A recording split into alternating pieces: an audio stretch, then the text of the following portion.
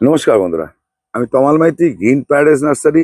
আর আপনারা দেখছেন ছাদ কৃষি চ্যানেল। আর অনেকেই প্রশ্ন করে, দাদা আমি প্রথমেই বলছি আমার নার্সারির নাম হচ্ছে গ্রিন প্যারাডাইস নার্সারি। গুগল ম্যাপে সার্চ করলেও আপনি পেয়ে যাবেন, ঠিকানা সবকিছু পেয়ে যাবেন। এছাড়াও আপনাদের একটা কথা বলে রাখি, যারা যারা করছেন, এটা হচ্ছে বারাসাত, বামনগাছি, দীঘার মোড়, যশোর রোড, উত্তর 24 পরগনা। এটা আমার ঠিকানা। আর প্রথমে ভিডিওতে বলে রাখি যে চ্যানেলটাকে সাবস্ক্রাইব করে রাখুন। কেন করে রাখুন সেটা হচ্ছে ভিডিও দেখলেই বুঝতে পারবেন। এই ধরনের ভিডিও আপনারা পেতে থাকবেন। যদি ভালো ভালো বলবো না, আমি যে ধরনের গাছ করি, গাছের প্রস্তুতি শুরু করি, সেইটাই আপনাদের কাছে নিয়ে যাই, সেটাই আপনাদের কাছে বলি। এবার আপনারা কোনো না কোনো কাজের দেখবেন, আজকে ফুল নিয়ে বলছি বা ফুলের মাটি নিয়ে বলছি, বা শীতের মাটি নিয়ে বলছি শীতকালে, আবার কখনো ফল বলছি বা অন্য গাছের পরিচর্যা বলছি, তখন না কোনো সময় আমরা কাজে লেগে যেতে পারে। অনেকে হারিয়ে ফেলছেন, আমাকে আবার 6 মাস পর পেয়ে আমাকে ফোন করছে, দাদা এটা সেই জন্য বললি চ্যানেলটাকে সাবস্ক্রাইব করে রাখুন। করলে কি লাভ আপনাদের হবে, আপনার যেটা প্রয়োজন সেটা আপনি পেয়ে যাবেন। এইবারে আর আমি ভিডিওতে যেগুলো বলে দেবো, দেখিয়ে দেবো, সেটা কিন্তু আমি আর রিপিট করে বলবো না। ব্যক্তিগত সম্ভব না আমার পক্ষে। কেন, একটা মাটি তৈরি করে নিয়ে 15 মিনিট 20 মিনিটের ভিডিও তৈরি হয়, সেই ভিডিওটাকে আমি আবার ব্যক্তিগত 15 মিনিট 20 মিনিট কারোর সঙ্গে বকবক করবো? সম্ভব বলুন তো? এটা আজকে যেটা বললাম, আগের একটা ভিডিওতে আপনাদের ডালিয়া এবং গাঁদা গাছের মাটি বলে দিয়েছি। আজকে যেটা বলবো সেটা হচ্ছে জাইন্ট চন্দ্রমল্লিকা নিয়ে মাটি বলে দিচ্ছি। জাইন্ট চন্দ্রমল্লিকা নিয়ে মাটি যদি এখন না করতে পারেন, আপনি আর তৈরি করে নিতে পারবেন না, আর সময় পাবেন না, আর সময় পাবেন না। আর এটা মনে রাখবেন, জাইন্ট চন্দ্রমল্লিকা নিয়ে মাটিতেই ভালো হয় এবং হ্যাঁসও করা যায়। তাই আমি মাটির বলে দিচ্ছি। আর এটা নিয়ে আমরা যদি মাটি যদি না করে রাখতে পারেন, আপনার ভালো রেজাল্ট দেবেন না, পরিষ্কার কথা। জুলাই শেষে, জুন জুলাই আগস্টে আমরা বসাই, জাইন্ট বসাই। এটা আমাদের জানুয়ারি থেকে ফুল দেওয়া শুরু করে। হ্যাঁ, ডিসেম্বরের শেষ থেকে, ডিসেম্বর থেকে জানুয়ারির মধ্যে আমরা ফুল নেব। তা সেইটুকুনি সময়ের মধ্যে আপনাকে জাইন্ট করে নিতে হবে। এবং জাইন্টের মাটি যদি এখন যদি না করে নিতে পারেন, তাহলে আপনার কিচ্ছু হবে না। তাহলে জাইন্টের মাটিটা বলি, শুরু করি। আমরা এটা মাঠের মাটি। আগে এটাকে আমরা মাটিটাকে তৈরি করে নিয়েছি, চেলে নিয়েছি। মাটিটা গুঁড়ো করে জল খাই চলে নিয়েছি। আর মাটি এরকম ঝুরঝুরে হয়ে গেছে, এখন জল খাওয়ানোর পর এরকম ঝুরঝুরে। এই দেখুন,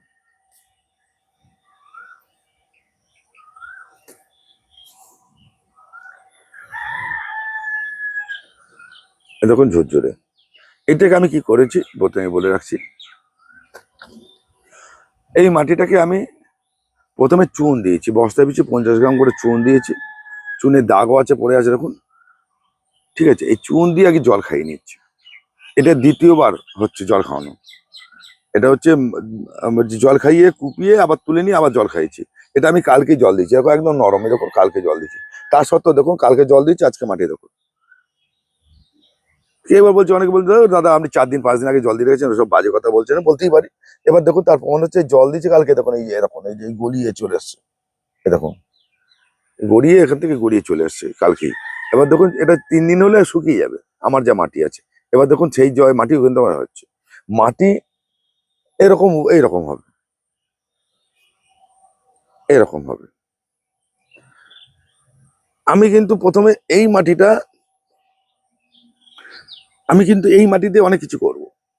প্রথমে আমি জাইন্ট চন্দ্রমল্লিকার মাটিটাকে বলি, তাহলে বুঝতে হবে। এই মাটিটা প্রথম তৈরি হয়ে গেল, এরকম করে 3 বা 4 বার করে আপনি জল খাইয়ে মাটিটা এরকম ঝুরঝুর করবেন। করলে কি হবে, এর প্রতি আর জল ধরে রাখার ক্ষমতা নষ্ট হয়ে যাবে। আমি একটা কথা বলছি, এখানে আছে টপটা।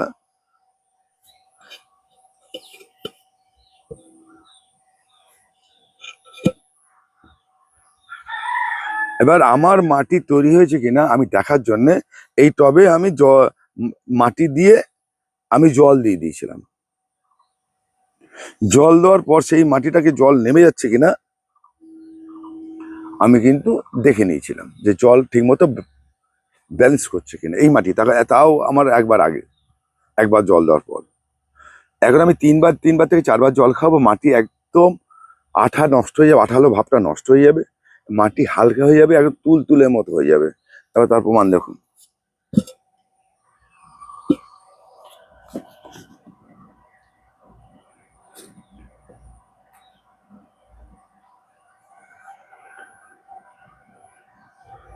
এরকম মাটি।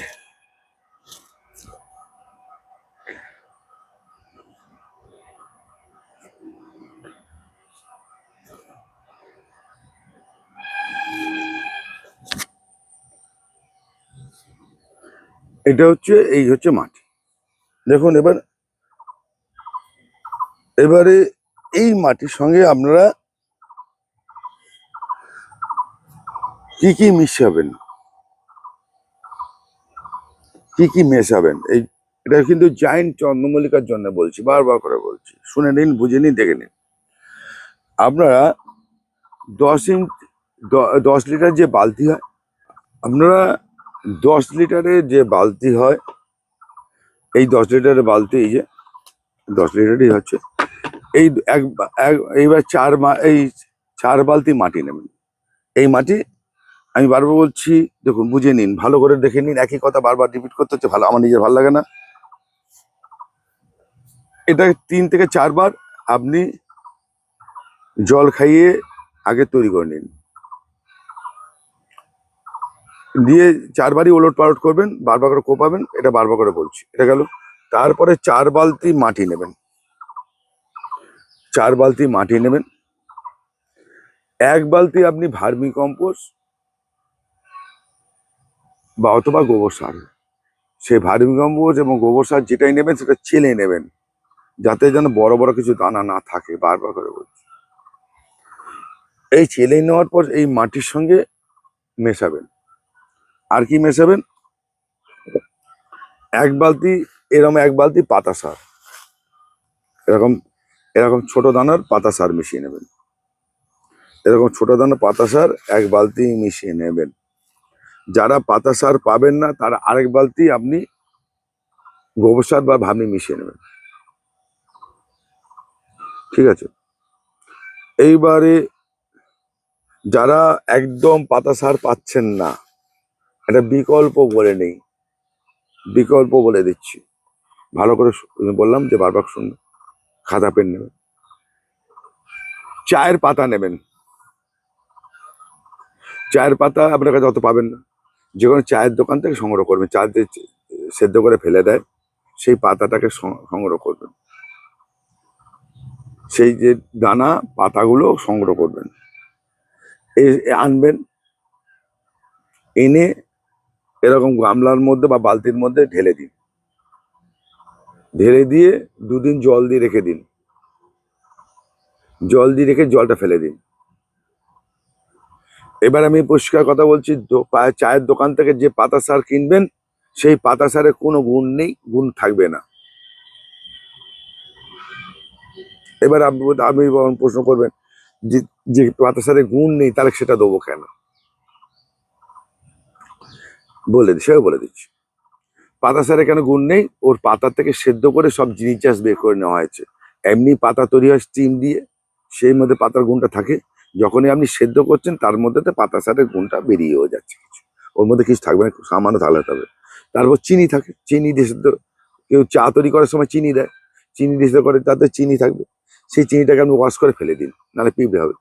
তাহলে আপনি ধুয়ে পাতা সারটাকে শুকিয়ে নিন, ওই পাতাটাকে, চায়ের পাতাটাকে ভালো করে শুকিয়ে নেবেন, একদম এরকম খটখটে করে শুকিয়ে নেবেন, নিয়ে আপনি মিশিয়ে দিন।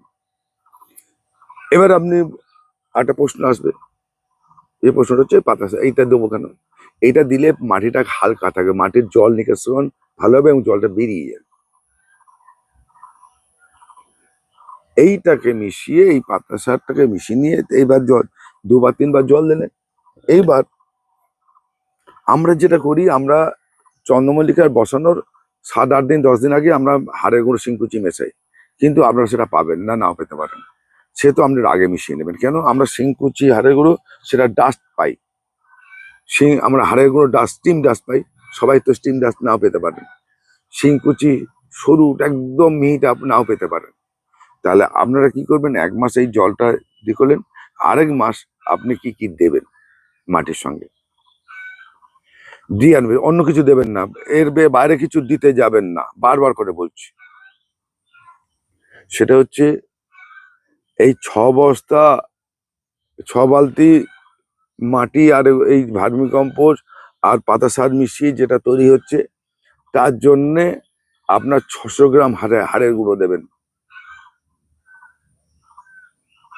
4 মুঠো আপনার 600 থেকে 700 গ্রাম, আপনি 600 গ্রাম আপনি হাড়ের গুঁড়ো দেবেন।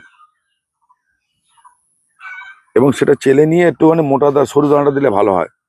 এই সরু দানাটা দিলে ভালো হয়, এরকম সরু দানাটা বের করে নেবেন। চেলে বালি চালে দিলে মোটা দানাটা বের করে নেবেন, সরু চালে দেবেন। 400 গ্রাম আপনি শিংকুচি দেবেন।